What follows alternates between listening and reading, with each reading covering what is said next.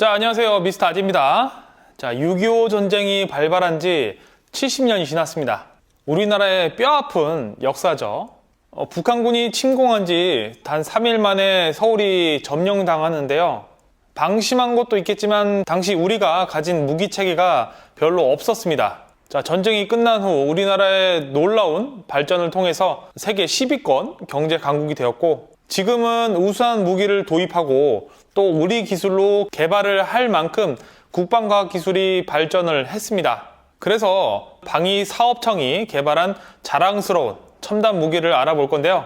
오늘은 공중무기편으로 최근 개발이 거의 완료된 KF-X를 만들어 보면서 소개를 해드리려고 합니다. 그런데 제가 RC 비행기는 처음 만들어 봐서 다른 분이 올려놓은 거를 보면서 최대한 열심히 만들어 보도록 하겠습니다.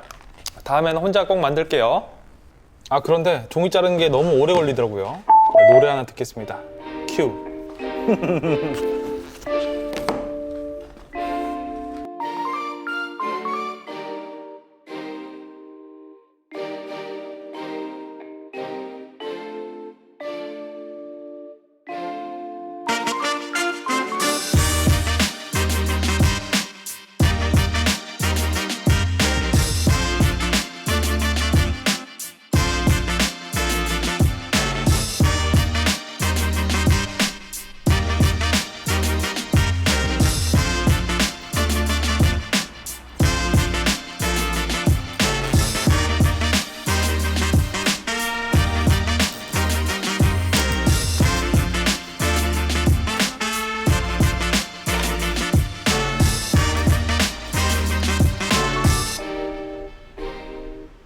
자, 이제 잘라준 우드락에 글루건을 이용해서 전체적으로 붙여줄 겁니다. 그런데 이 부분이 비행기를 만드는 작업 중에 한 80%를 차지해요. 시간은 많이 걸리는데 재미가 없습니다. 그래서 만드는 동안 여러분들이 흥미를 느끼실 만한 전투기 관련 이야기를 좀 해보도록 하겠습니다. 지금 만들고 있는 전투기는 KF-X라고 아마 대부분의 사람들이 처음 들어보셨을 거예요. 현재 지금 개발 중인 전투기인데 공군이 지금 운영 중인 전투기가 여러 개가 있습니다. F-15, KF-16, FA-50, F-4, F-5 등 다양하게 보유하고 있는데요. 그 중에 F-4, F-5는 베트남 전쟁에서 활약을 했으니 이 전투기들이 활동한 지 대략 한 60년이 넘어서 많이 노후화가 진행되어 있습니다. 60년이네요. 그래서 이 전투기를 2020년 이후 미래 환경에 적합하고 성능은 KF-16을 상회하는 전투기인 KF-X 전투기를 현재 국내에서 연구 개발을 하고 있습니다. 자, 그런데 여러분들, 전투기의 중요한 부분이 여러 가지가 있겠지만 그 중에서도 중요한 전투기의 눈이라고 불리는 레이더죠.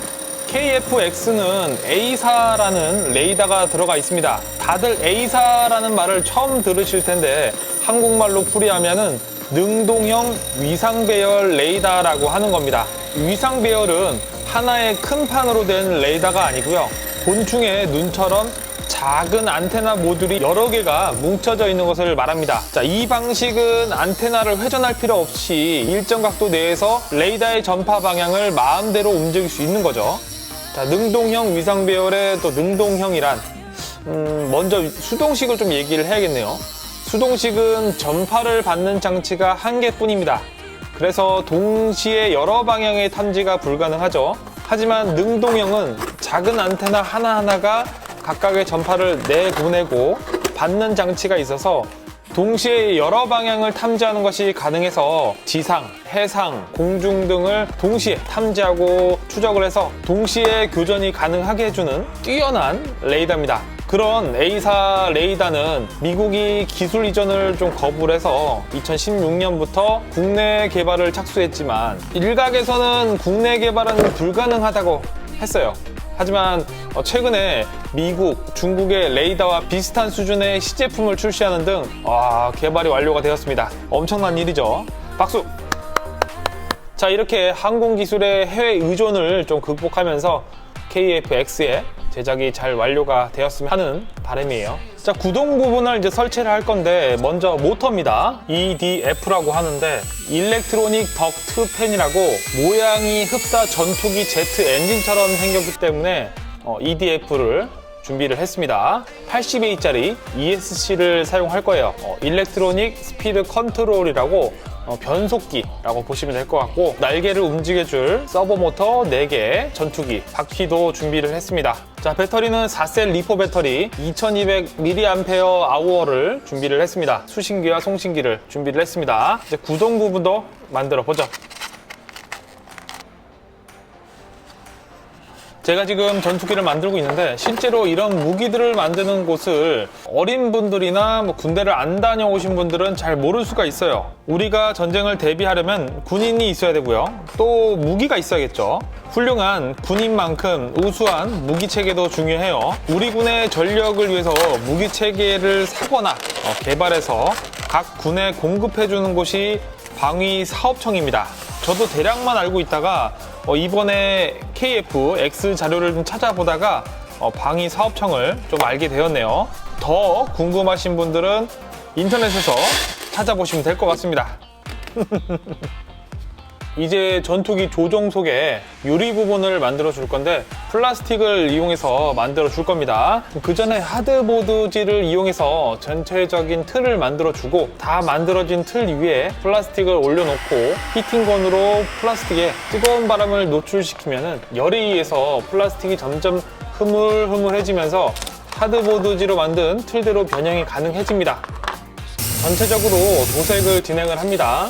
조정석은 검정색, 그리고 외부는 회색 라카 스프레이로 골고루 뿌려주고요. 우리나라 전투기니까요. 태극기도 있어야겠죠. 자, 다 만들었습니다. 아우, 어렵네. 어떤가요? 저는 정말 열심히 만들었는데 이게 우드락이다 보니까 접합 부분에서 약간 완성도가 떨어져 보이기는 하네요. 사퍼질도 열심히 했는데. 자, 엘리베이터, 승강차죠. 에이러론, 보조입도 잘 움직입니다. 모터도 잘 작동을 하고 괜찮아 보여서 밖에 나가서 날려보려고 일단 가양 비행장으로 가봤습니다. 그런데 그곳을 관리하시는 RC 비행기 선배님이 조언을 많이 해주셨어요. 말씀을 좀 듣고 보니까 나였으면 좀 큰일 날 뻔 했더라고요.